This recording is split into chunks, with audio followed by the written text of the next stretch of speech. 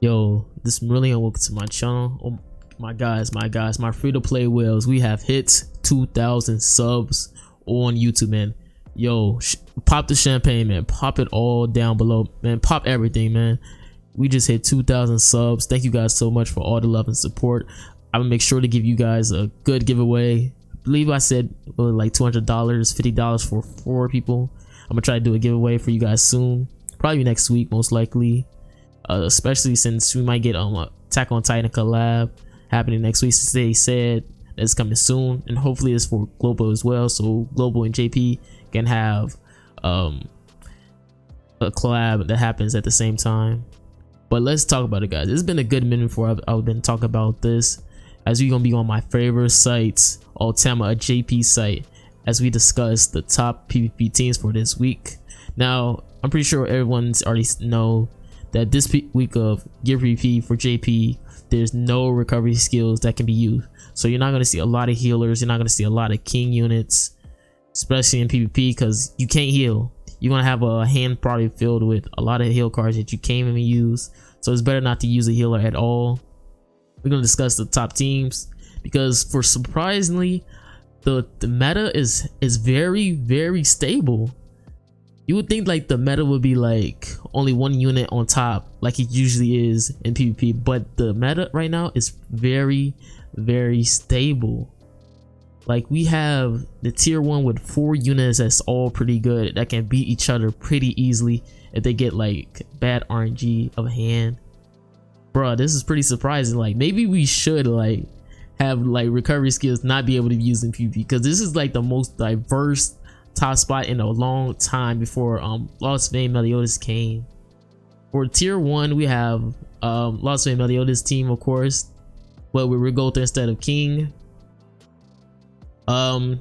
Basically in PvP, most people just use 3 hype defense and 1 attacker. Lost Vein Meliodas usually be like the attacker. There's also special cases where you have like units like Escanor who can be both hype defense or attack defense and still have a decent amount of CC. Currently, the new units that's been appearing lately all be having good amount of CC, where you can go from attack to either hype defense and you'll still be like over 50k, especially with Super Awakening around. So we have Lost Vein Meliodas on top. You basically just want to stun people to death. Usually go for gold stun with Elizabeth, and then you just ult with Lost Vein Meliodas, or you just take away people with ults with Rigother. Pretty simple team. And then on the bottom we have the Coinshop Zeldris team. This is a pretty tanky team because Coin Zeldris makes the team what is this, like I think it's like 8% for each coin shop. I mean, not coin shop, but commandment that's on the field. I think now actually it's 6%. I lied, it's 6%. So 6% per commandments that's on the field. So it could be from the enemy side, it can be from the ally side. So with this team is currently, you get like an 18% buff for all these units on base stats. So attack, defense, hype, they all gonna be 18% buff. So this team is very tanky, especially you have Red Dairy right here, who's kind of free since she has a dodge and you can't really stun her or anything. I guess this team have a little bit of trouble with he using Red King, so they don't want to have, so they decent with pierce rate. But I guess if you get like a bad hand with Red Dairy, and become very bad, since you do have to worry about Lost Vein Meliodas team getting lucky, or even Bleu De Mele teams using their debuff card on you a lot, or Escanor just removing your buffs, even though Escanor is like green. But I can see why this team wouldn't be as perfect. Then on the bottom you have Bleu De Mele. What can I say, is pierce rate. If you don't have Red King in as a sub, you're pretty much gonna get destroyed, which is why you see a lot of people running Red King in tier 1, unless they're an old team like Lost Vein Meliodas team is. You can go attack defense. A lot of PvP players use attack defense as Green Escanor. I use hype defense. It doesn't really matter. Hype defense is pretty good in kill balls, while attack defense is very good in PvP. And then on the bottom you have the jamming party. That's what like people like to call it, the jamming party, since they can it's basically you just CCing, take away gauge. It's a very annoying team because you have stun and then you also have freeze. and Red King in the back so you don't get destroyed by pierce rates. And then Red Gother just there to CC your opponent since you can't recover. Remember, this week is no recovery skills. It's pretty. It seems like it's very versatile in PvP because we have no recovery skill. I guess blue. You can probably say like Blue King makes Blue King plus Los Meliodas like causes problem in PvP because cleanse is so busted. Cleanse is super strong as a bronze. Being able to cleanse a debuff at a bronze is it limits your options technically. You know, someone might want a cleanse as a bronze, which why is super good.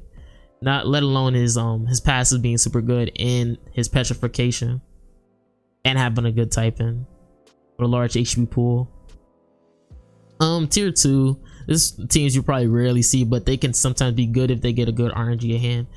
You got the red mono team, Red King in the back so they don't get destroyed by pierce rates. You basically want to try to go for a gold card and have Escanor just destroy people's teams. Basically it. You got Red Gother just to disrupt people's gauge, so you can take away their gauge. If you get the gold buff, you're gonna be immune to debuffs. It's a pretty fun team.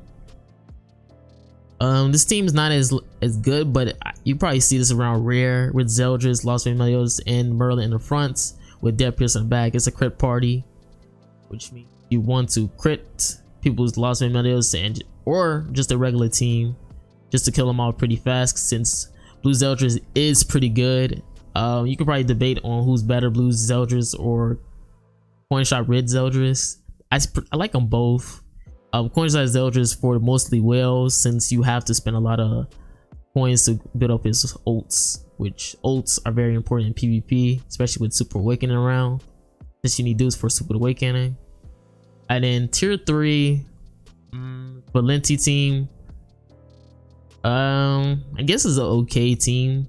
It's not that probably not very good because Valente is not really that good in PvP, and you got Blue King right there, so I don't know what that's about. I guess going for ults or petrification. And also a very rare team, you have the Fairy Party. I have never seen this team. I'm in high PvP, so I never really see this team at all, so I can see why people don't really use this team. Hellburn is kind of super trash now, even with Super Awakening, since Hellburn is like the most fragile unit around. He needs a buff. I guess people use this team Fraudrin. It's kind of like hit or miss Fraudrin team, since Fraudrin disables people gauge for 2 turns if he has higher CC, so you can see how this can become very RNG based, especially since the tier 1 teams not always ult teams. Red Dairy probably just murder Fraudrin if we can start getting up the buffs up, unless Fraudrin maybe removes her buffs, which he'll probably be dead before that happens. Actually, wait, let me go to my Google Translate.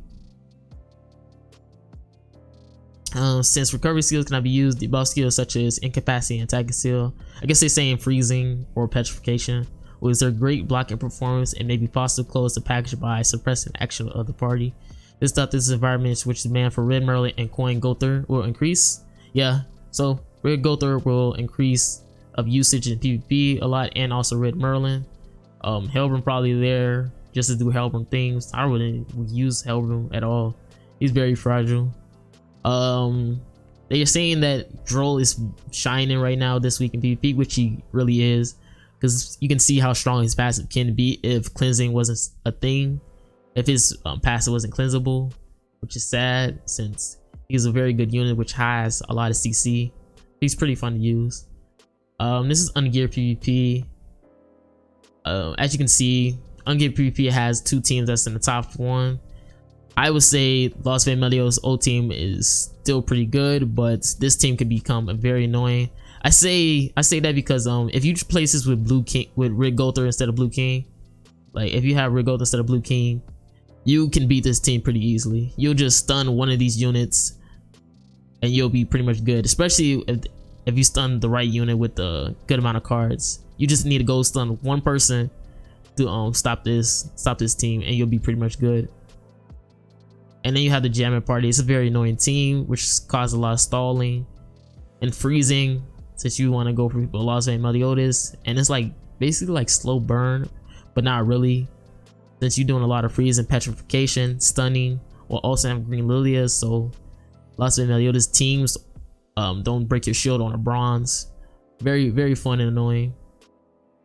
Then tier 2, you got the 10 Commandments party with the new DN in the back. It's a 9.5 team, so it's not as bad as you think. I would assume that you would need a lot of dupes for this team, which is very expensive. Coin shops units are very expensive, which you have 2 right here, and you also have Red DN, which is a limited unit, which is very expensive.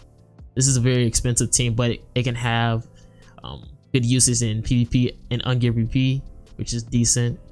Then you have Red Mono, basically the same thing, but instead it has House instead of Bleu De Mele. People don't really worry about Bleu De Mele teams and ungeared PvP anymore. You're just going for gold buff. If you get the gold buff, and you're pretty much good. Then you have the Fairy part. It's not really that good. Like I said, Hellburn is a very bad weakness for the team, since Hellburn is very fragile. I would say even more fragile than Merlin. He just have an AoE ult, so, and he has low CC, so yeah. Maybe if he gets like SSR Gustav, maybe he'll be good one day, or even more costumes. Then tier 3, we have Penetration Party. What can I say? You just boom pow with the pierce rate. And then Endurance Valente Party, not that it's good. As you can see, the Endurance Party and the Penetration Party isn't really that good in ungeared PvP and JP at the moment, but sometimes this stuff fluctuates and change depending on what new units comes out. Like, what if we get the one Escanor? We'll have mono blue. Maybe it'd be good, but yeah, that's what PvP is at the moment right now. Ungeared PvP usually doesn't really change that much unless the new units come out. But yeah, tell me what teams you use for the climb gear PvP. As you can see, these are the top tier 1 teams if you're having trouble with PvP. Obviously you can use them. Most PvP is 1 attack defense and then 3 hype defense. Usually you can switch from attack defense to crit damage depending on the unit, like Lost Fan Meliodas. I like to use crit damage, but I get more CC using defense, of course. So it all depends on you, your box CC. That's it, man. Thank you guys for watching, man. Stay safe.